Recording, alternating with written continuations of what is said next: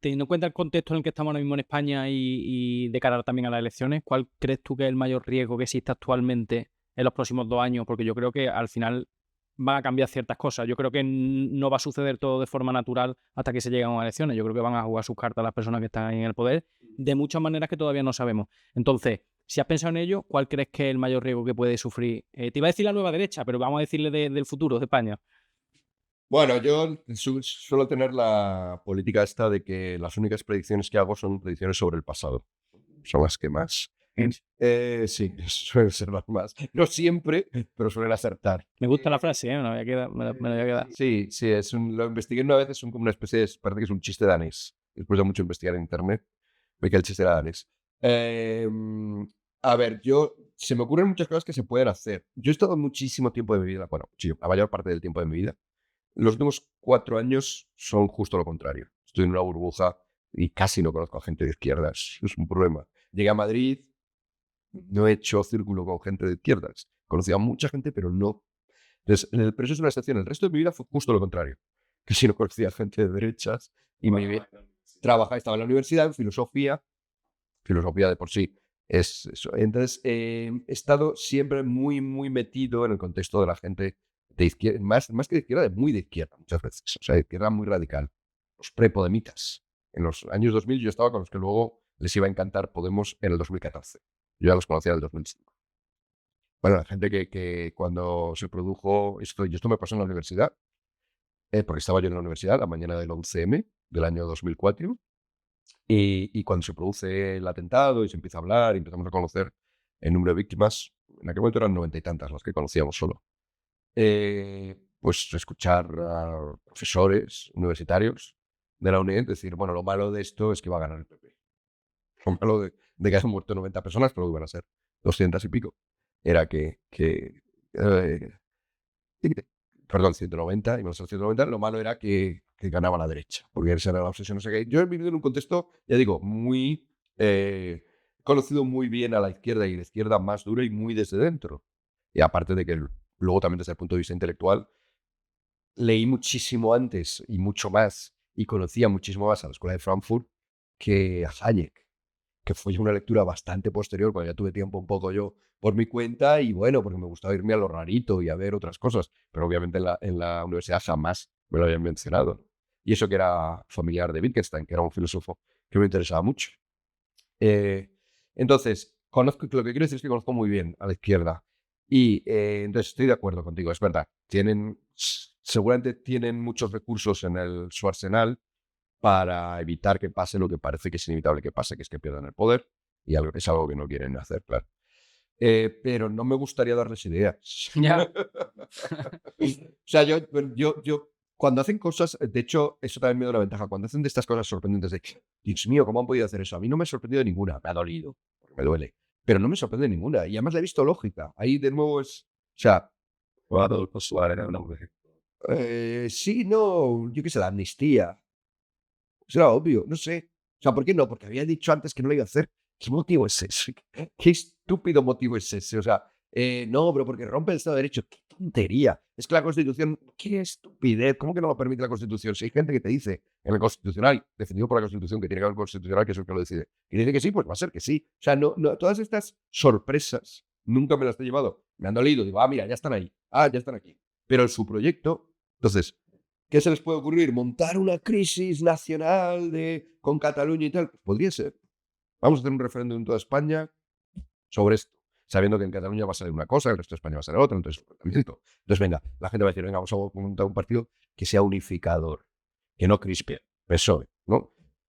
¿Algo sobre el rey? Pues sí, es verdad que el rey se lo está poniendo difícil porque está tan diciendo todo lo que quiere el Partido Socialista en sus discursos, está siendo tan aquiescente, por no utilizar otra palabra, con todo lo que quiere la izquierda, que se lo pone difícil, pero montar de repente una cosa de, bueno, vamos a democratizar, de nuevo la palabra democracia, vamos a democratizar del todo España.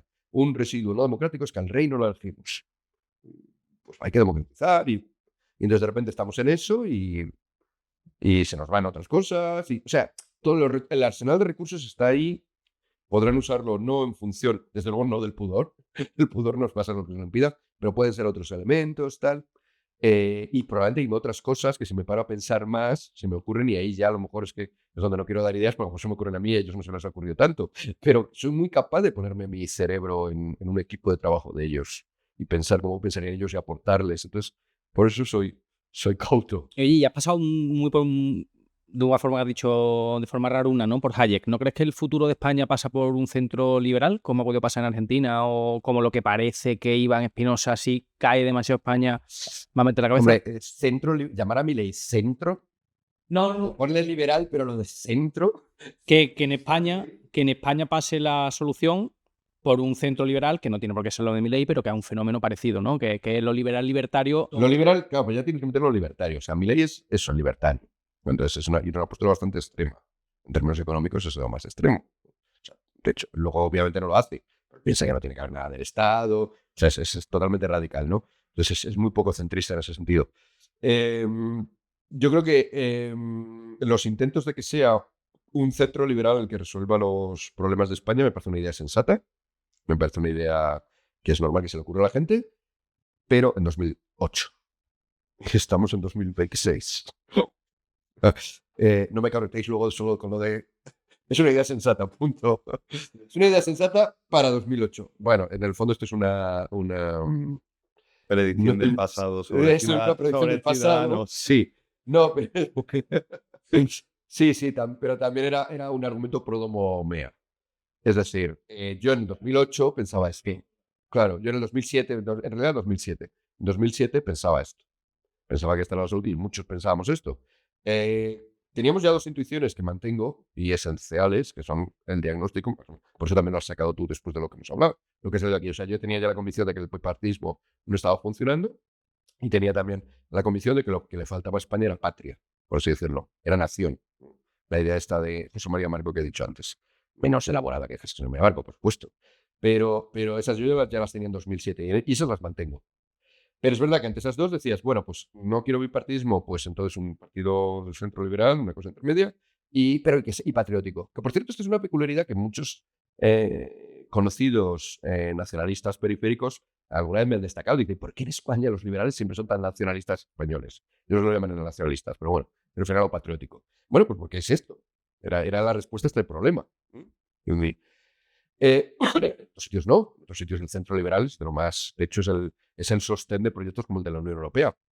El Renew Europe, el partido europeo donde se metía Ciudadanos en su momento, es el partido de Guy Verhofstadt, que es el mayor partidario de perder toda identidad y unificarnos todos en Europa. Pero aquí en España, ese centro, Ciudadanos mismo, que estaba en Europa sí, adquiría una noción más patriótica, sí es verdad, y muchos lo hemos vivido de cerca y es genuino, no era un...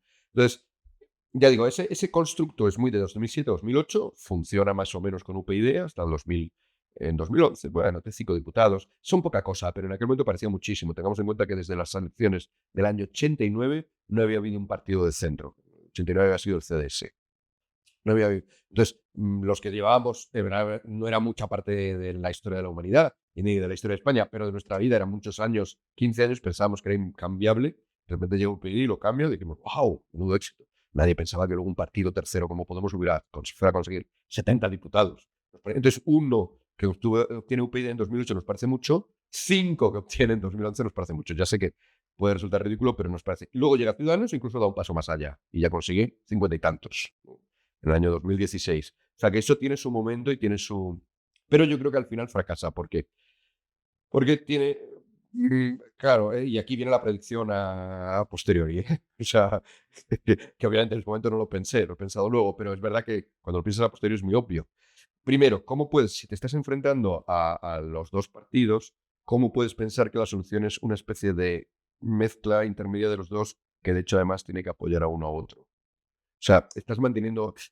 esto se notaba mucho en UPyD. O sea, tiene un discurso muy antipartidos, pero luego de concordia a su vez. Son contradictorios entre sí. De concordia entre los partidos, pero lo hacen muy mal, pero yo solo puedo gobernar con ellos. Se veía más claro en UPyD que nunca aspiró. No sé, nunca aspiró a ser presidente del gobierno. Albert Rivera sí. Pero aún así también se detecta ahí. O sea, tienes ese... o sea, no es compatible. O planteas una enmienda a la totalidad y entonces ya no estás al centro. ya eres extremo. Milei.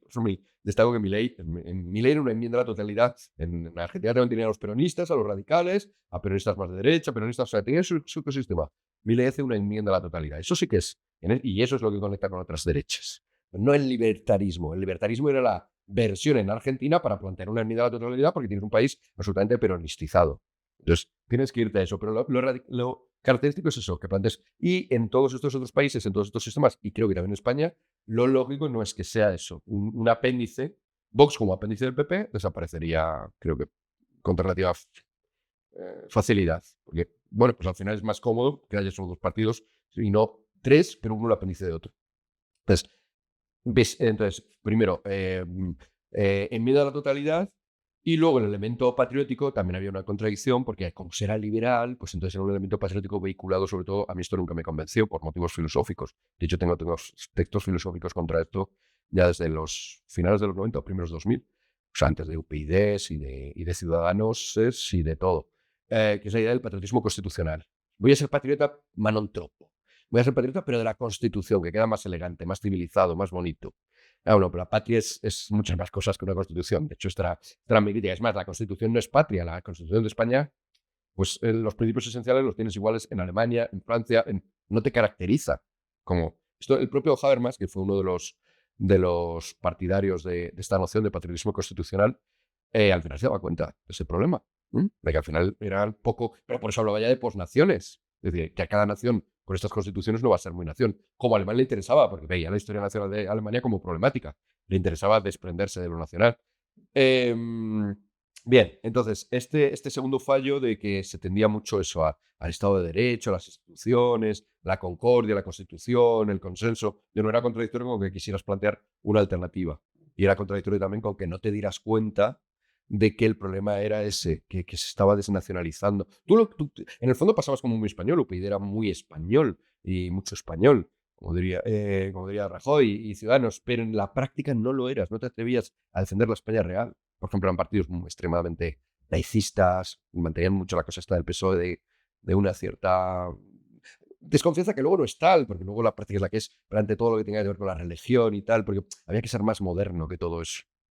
Conservabas un montón y eso a su vez, claro, las tradiciones de Europa o las tradiciones españolas, pues al final no las acabas de comprender porque están ligados inevitablemente a eso también. Entonces yo creo que ese experimento ya está hecho, ya se probó, ya se demostró que fracasó en el único sentido en el que entienden los políticos les puedes soltar un seminario o una charla como esta de 7 horas de razonamientos, no les va a dar igual, solo entienden un lenguaje, que son los votos. Bueno, pues los votos están ahí y están muy claros. Ha estado muy claro los votos dónde quedó UPyD, sin nada. ¿Dónde quedó Ciudadanos? Sin nada, todavía sigue por ahí. UPyD no, porque la tuvieron que cerrar